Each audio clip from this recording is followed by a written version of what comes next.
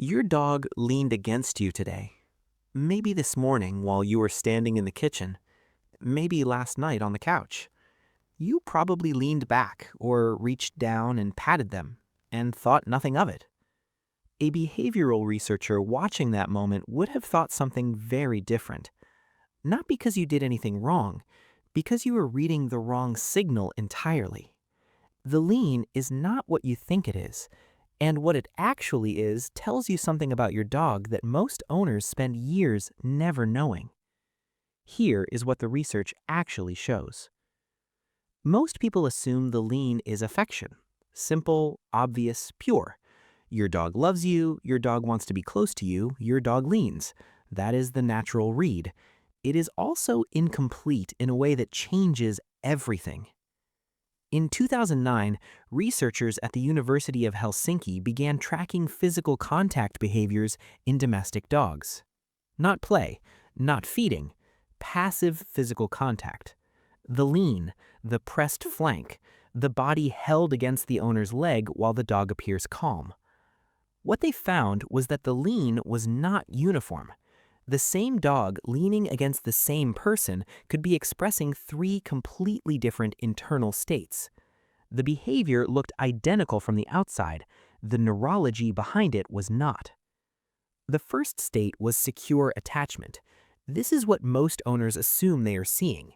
The dog is calm, regulated, and choosing proximity because the owner is a source of comfort. Heart rate normal, cortisol baseline low. This is the lean you want. The second state was stress-seeking. The dog is not calm. The dog is activated, and the owner's body is being used as a regulation device. The lean is not an expression of security. It is an attempt to borrow it.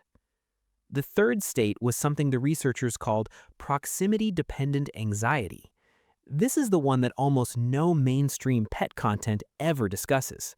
The dog leans because distance has become threatening, not because closeness is pleasant, because the absence of closeness has become unbearable.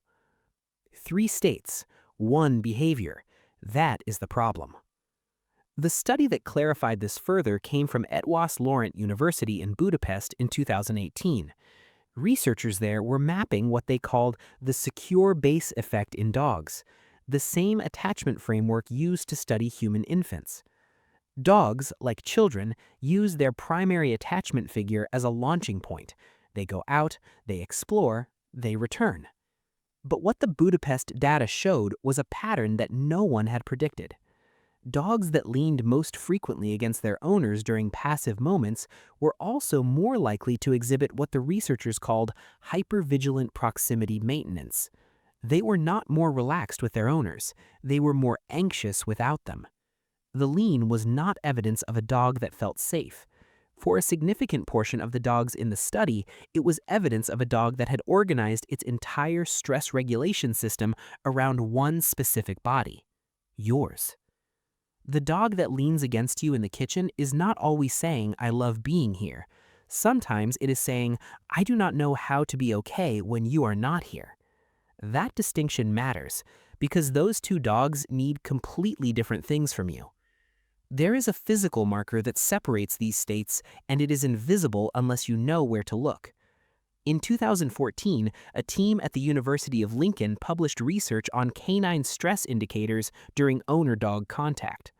What they found was that lean posture alone tells you almost nothing. What tells you everything is the muscle state underneath it. A dog leaning in secure attachment has a soft body. The weight transfers naturally. The legs are loose, the face is neutral or slightly relaxed. The tail may wag at a low, unhurried pace. A dog leaning in stress-seeking has tension running through the top line. The muscles along the back are not relaxed, even though the dog is pressed against you. The jaw is often slightly tight. The eyes are scanning. The dog leans, but the body is not at rest. The difference between these two postures is not visible at a glance. It requires you to stop interpreting the behavior and start reading the body. Most owners never do this. They feel the warmth of the dog against their leg and conclude comfort. The dog's nervous system is telling a different story. The Lincoln researchers put it plainly. Physical contact between a dog and owner can regulate the dog's stress response or mask it. A masked stress response looks like relaxation. It is not relaxation. It is suppression with proximity. Suppression. That word has consequences. The cortisol research confirms this in a way that is difficult to sit with. In 2019, a team at Linköping University in Sweden published findings on stress hormone synchronization between dogs and their long-term owners. The central finding has been widely reported. Dog cortisol and owner cortisol track together over time. Stressed owner, stressed dog. Calm owner, calm dog. What the popular reporting almost never includes is the directional finding. The owner was predicting the dog's cortisol, not the reverse. Your nervous system is the input. Your dog's nervous system is the output. And this matters for the lean because if you are someone who is frequently tense, frequently activated, frequently running at a low hum of stress that you have normalized, your dog is leaning against a nervous system that is already dysregulated. The lean is not landing on a safe harbor, it is landing on another activated body. The dog presses closer, finds more of the same signal it was already carrying, and learns that this is what closeness feels like. That is the invisible harm. You did nothing wrong. You were simply running at a frequency your dog was absorbing every day, through every lean. If this is making you think differently about your dog, hit subscribe. There is more like this every week. There is a myth that has circulated in dog training for decades, and the research has now dismantled it directly. The advice was this: do not let your dog lean on you. Do not allow the body contact. It signals dominance. The dog is asserting status by using your space. Researchers at the University of Bristol reviewed the scientific basis for dominance-based interpretations of dog behavior in 2009 and found the evidence framework essentially non-existent for companion dogs.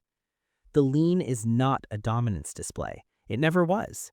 The entire theoretical basis for that advice, which led millions of owners to push their dogs away at the moment the dog was seeking regulation, was built on a misreading of wolf pack studies that did not apply to domestic dogs at all. The dogs that were pushed away were not being trained. They were being told at the moment of their highest need that the source of safety was not available. What that does to the attachment map of a developing dog is something the dominance literature never had to reckon with, because it never looked. The deepest finding in this area came from a 2016 reanalysis of attachment data by researchers at the Family Dog Project in Budapest. They were looking at what differentiated dogs that recovered well after stress from dogs that did not. The distinguishing factor was not breed, it was not training history, it was not even the number of daily interactions with the owner. It was the quality of a specific category of contact called contingent responsiveness. Whether the owner, in the moments when the dog sought contact, was actually present in the interaction, not just physically there, attentive, responsive, reading the dog's body rather than simply accommodating the behavior. Dogs whose owners were contingently responsive showed something that the researchers found remarkable. After a stressful event, their cortisol recovered faster, their exploratory behavior resumed sooner, their attachment patterns remained secure rather than shifting toward anxiety-based proximity maintenance. The lean was the same physical act in both groups. What was different was what happened inside the owner during it. The owners who changed outcomes were not doing more, they were paying attention differently. So what does the lean actually tell you, right now, today? Stop for a moment the next time your dog presses against you. Before you pot them and move on, run your hand slowly down their back. Not a stroke, a read. Is the muscle under your hand soft or braced? Is the body heavy and resting, or is it held, tense under the warmth? Look at the face. Not at you, at the room. Is your dog scanning? Is the jaw soft? Is the brow relaxed? This takes 4 seconds. What it tells you is whether your dog is leaning because you are a destination or because you are a solution to a problem you did not know existed. Most dogs lean against you because you are the safest thing in their world. That is the lean you have probably assumed you were receiving all along. But some dogs lean because their nervous system has not yet learned to regulate without you. And the difference matters, not because there's something wrong with your dog, because there's something you can give them that you have not known to give. The dogs that are hardest to read are the ones who are most skilled at looking fine. They lean quietly, they follow closely, they wait. They have learned that their internal state is not legible to the person they depend on most. They are not hiding it deliberately, they have simply adapted to an environment where the signal was not being received. The lean is the signal. You are receiving it now. What you do with the next 4 seconds is the entire relationship compressed into a moment. Not what you say, not what you train, just whether you look at your dog in the ordinary middle of a Tuesday and actually read what you find there. That is what they have been trying to tell you every time, all along.